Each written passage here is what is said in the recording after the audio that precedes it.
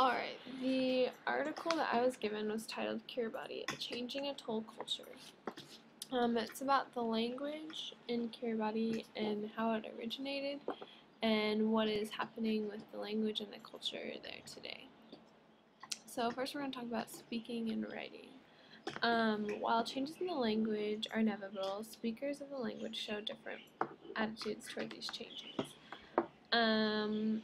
With the introduction of Western ideas and behaviors, new words have to be borrowed or invented to accommodate for these foreign concepts.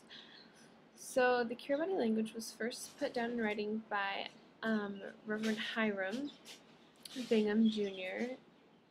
of the Protestant mission based in Hawaii, who arrived in 1857. And then it was changed by priests of the Sacred Heart Mission, which was first established in the Gilbert in 1888.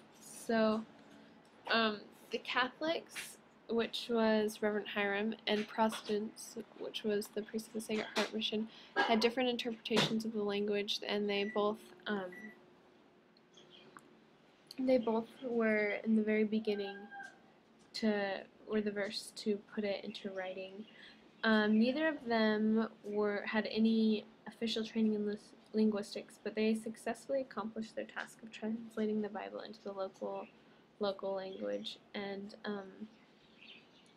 although it was very difficult for them, they used different spellings. Each of them, the Catholic and Protestants, used different spellings and translated some of the words differently.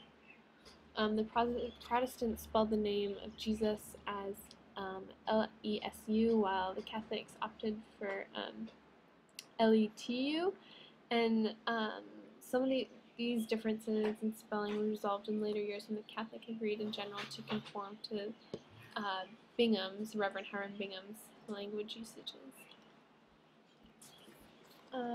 Next, we're going to talk about Kiribati Language Board.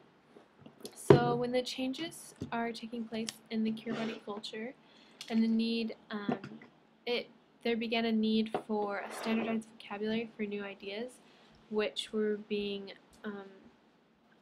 accommodated, and the government had realized that the importance of having a language board to ensure that the Kiribati would be able to keep up with the new ideas and technology from the developed countries and the Western ideas and they wanted to do this without discarding the fundamental component of their culture and without getting rid of their language. And so the Kiribati Language Board was officially set up in the mid-1970s, and this was done within the Ministry of Education and Training and Culture.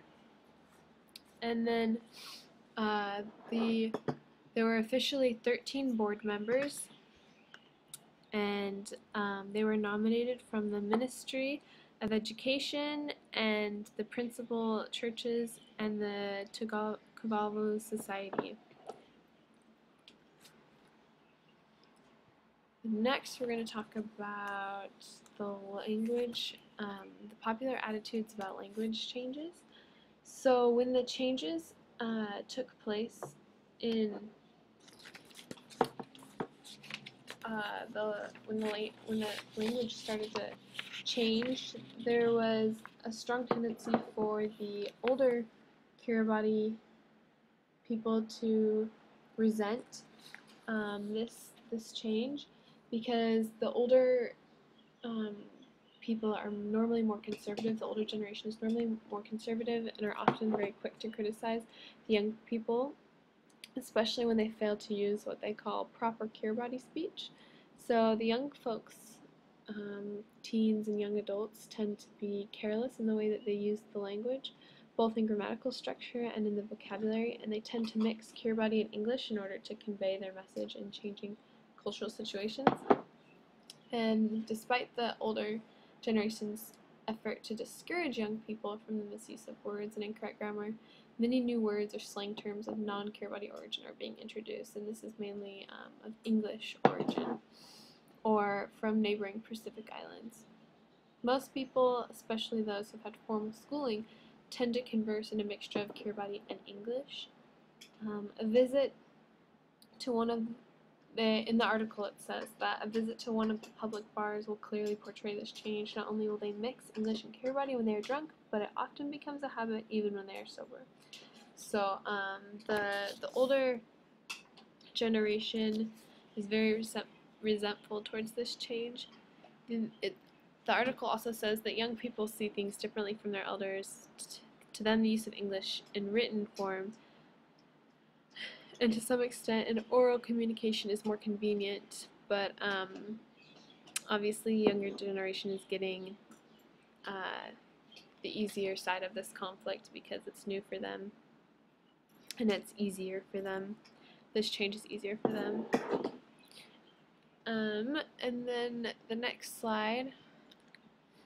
In colonial days, English was considered as being the more important language, and on formal occasions such as conferences or the writing petitions, English was always used.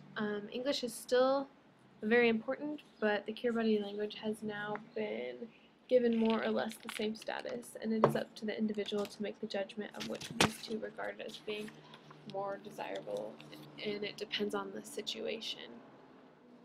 They said now English, important government documents are written in both English and Kiribati, but if there's any misunderstanding in the text, then the English version always overrides the Kiribati version.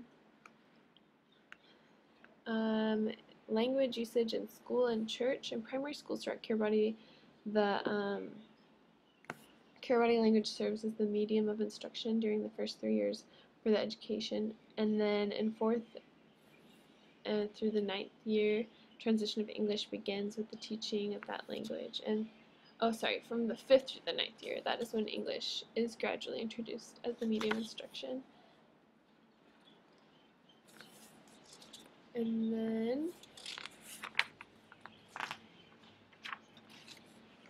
as children continue their studies at the secondary school level, the emphasis is definitely given to English.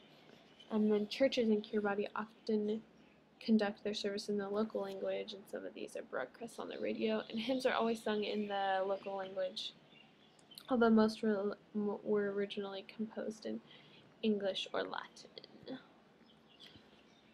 Kiribati literature is kind of dying out. It's very limited, and it's difficult for the general public to find reading material of their own. The government newspaper is not read, but it's not because there's no interesting articles, it's more because getting it to the outer islands is very expensive. And then principal religious denominations put out a monthly newspaper which attract more readers in the outer islands than in the closer islands, because most outer islands are very religious. And then looking towards the future, the article talked about how the Kiribati language for the outer islands is not in immediate danger.